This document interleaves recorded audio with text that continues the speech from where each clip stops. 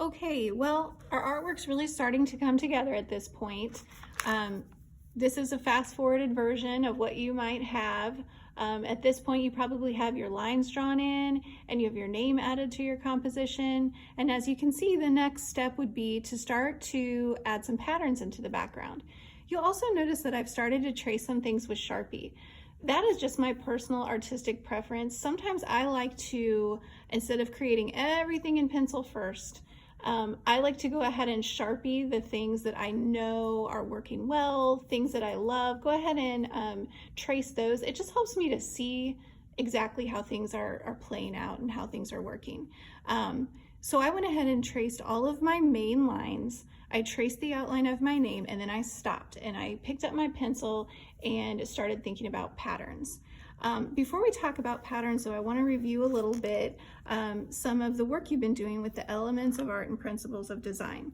So the first element that we started working with was line. I'm going to make a little chart because I love charts. So lines. We talked about all the different kinds of lines and we used those.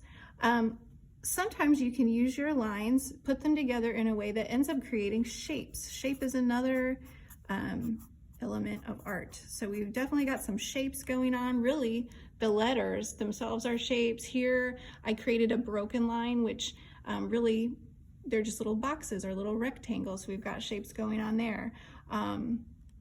So shape is an important element coming into play with this design. Later, we will be working with color, so we'll get to that later. I won't add it to the list quite yet because we haven't gotten there yet. But let's start talking about the principles of design. So we talked about in the last video, emphasis. Our name is creating a point of emphasis or a focal point in our work, so that's pretty cool.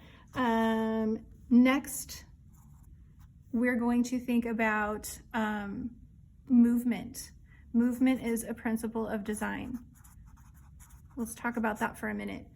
The lines that we created and the way that we position them and the way that they interact with each other leads to a sense of movement, meaning your eye is directed to all parts of your paper. And there's kind of a flow. So we've definitely got a sense of movement going on. Variety is huge on this one. I love variety. That's probably my favorite principle.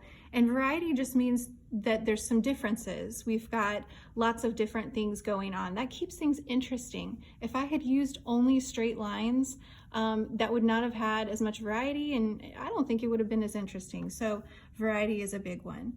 So I just kind of wanted to go over those with you so you can keep track of these important vocabulary words and these important concepts that you're working with. So let's talk about pattern for a minute. At this point, when you're ready to start working with pattern, you'll get your sketchbook back out and you'll just start to brainstorm some pattern ideas.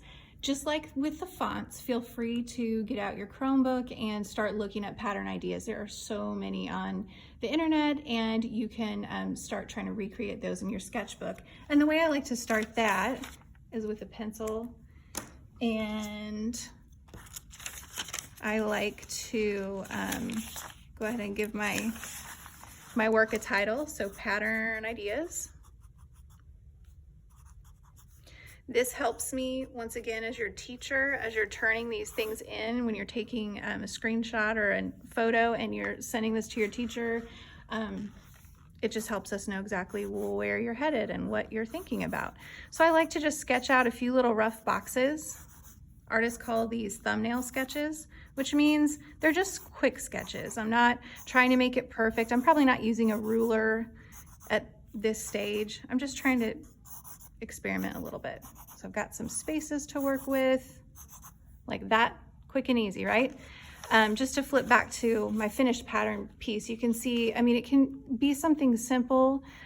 Here I just have repeating lines, but what makes this interesting is they're all originating in this corner and kind of flaring out. And as you can see in my final copy, I did end up using that idea, and I think it turned out pretty cool because it kind of draws the eye up towards my name. You could even just do squares. So you're thinking about shapes when you do patterns. When you create patterns, you're thinking about shapes and how you can take simple shapes and through repetition, create a really cool pattern.